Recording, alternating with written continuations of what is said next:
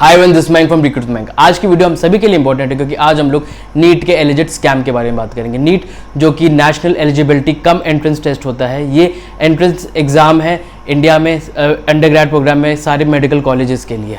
ये वीडियो इसीलिए बस स्टूडेंट्स के लिए इंपॉर्टेंट नहीं, हम सभी के लिए इंपॉर्टेंट है क्योंकि आज अगर कोई गलत तरह से एंट्रेंस ले रहा है, कल वो आपके और हमारे हेल्थ के साथ खिलवाड़ है। 4 जून 2024 को जब नीट एग्जाम्स के रिजल्ट्स हैं तो उन रिजल्ट्स के साथ साथ काफी ज्यादा एलिगेशंस भी लगे गए जिस हिसाब से एग्जाम्स कंडक्ट हुए थे। बेसिकली 3 एलिगेशंस लगाए गए हैं। सबसे पहला एलिगेशन जो लगाया गया है वो है कि पेपर लीक हुआ है नीट एग्जाम का। दूसरा एलिगेशन है कि अनफेयर मार्किंग हुई है, लोगों को जितने मिलने चाहिए थे उससे कम मार्क्स दिए गए हैं, डिफरेंस आ रहा है उनके मार्क्स में। तीसरा एलिगेशन लगाया गया है कि काफी लोगों को ग्रेस मार्क्स दिए गए हैं इस नीट के एग्जाम में। एग्जाम्स के कुछ दिन बाद बिहार पुलिस के इकोनॉमिक ऑफेंसेस यूनिट ने 13 लोग को अरेस्ट किया पेपर लीक के केस में। इन्वेस्टिगेशन में पता लगा कि उन्होंने 30 से 50 लाख रुपए लिए एक कैंडिडेट से और कम से कम ऐसे 20 कैंडिडेट को इन्होंने पेपर दिए एग्जाम के एक दिन पहले। साथ ही साथ गुजरात के गोधरा डिस्ट्रिक्ट में एक स्कूल टीचर पे एलिगेशन लगा कि उसने कम से कम 6 नीट एस्पिरेंट्स की हेल्प की पेपर सॉल्व करने में और उसने एक एस्पिरेंट से 10 लाख रुपए लिए। हमारे देश में पेपर लीक की खबरें काफी ज्यादा कॉमन हो गई हैं, बट अगर हमें एज अ कंट्री ग्रो करना है तो हमें इस चीज को पीछे छोड़ना पड़ेगा। हमको एकजुट होकर आवाज उठानी पड़ेगी एजुकेशन सिस्टम पे और जैसे एग्जाम्स कंडक्ट किए जाते हैं। नीट एग्जाम्स कराने की रिस्पॉन्सिबिलिटी एनटीए की होती है, नेशनल टेस्टिंग एजेंसी। एनटीए एक इंडिपेंडेंट डिपार्टमेंट है जो कि एजुकेशन मिनिस्ट्री के अंडर आता है। 4 जून को जब एनटीए ने रिजल्ट्स पब्लिश किए तो उसमें काफ़ी ज़्यादा इरेगुलरिटीज़ मिली। इस साल लगभग 24 लाख स्टूडेंट्स ने नीट के एग्जाम दिए। नीट का एग्जाम एमसीक्यू होता है और उसमें टोटल 200 क्वेश्चन होते हैं। उन 200 क्वेश्चन में आपको 180 ही अटेम्प्ट करने होते हैं और आपको सही आंसर पे उसमें 4 नंबर मिलते हैं, गलत आंसर पे आपका -1 होता है। इसका मतलब टोटल जो आपका स्कोर होता है वो 720 हाईएस्ट स्कोर होता है। इस साल 67 स्टूडेंट्स को 720 मार्क्स मिले। इसका मतलब है जो ऑल इंडिया रैंक 1 है वो 67 स्टूडेंट्स के बीच में शेयर हुई है।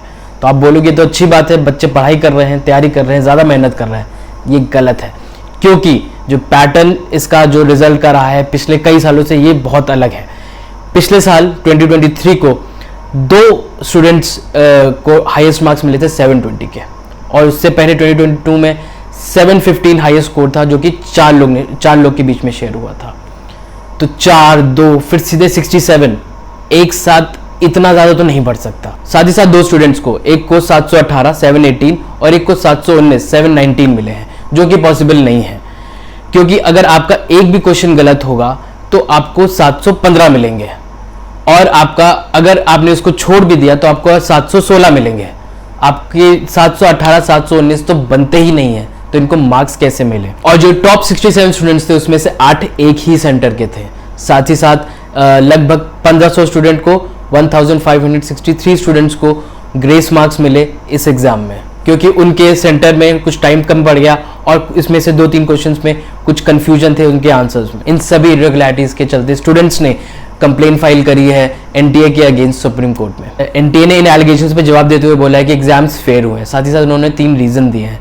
सबसे पहला रीजन कि इस बार के जो एग्जाम्स थे वो कंपैरेटिवली सिंपल थे, इसीलिए लोगों ने ज़्यादा स्कोर किया है।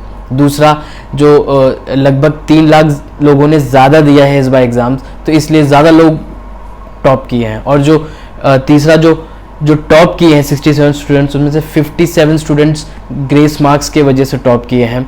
और ये जो ग्रेस मार्क्स है उनको इसलिए मिले थे क्योंकि उनके एग्ज़ाम सेंटर में उनको टाइम कम मिला और साथ ही साथ कुछ क्वेश्चंस में कंफ्यूजन थी उसके आंसर में, तो उनको ग्रेस मार्क्स दिए गए।